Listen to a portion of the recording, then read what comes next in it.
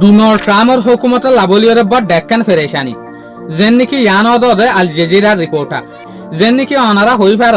28 ফেব্রুয়ারি 2026 মাঝে যেগুলো ইউএস আর ইসরায়েলে ইরানের উপরে এটেক গজ্জে ইয়া লতিয়রে আমেরিকার মাঝে বেশি হালত খারাপ চলে এত লাবলিয়রে গিয়ে দে হালিয়া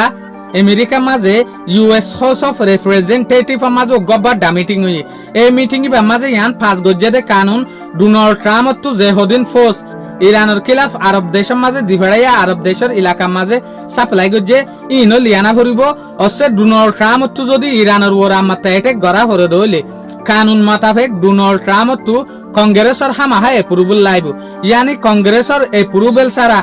ডোনাল্ড ট্রাম্প হন হালতের মাঝে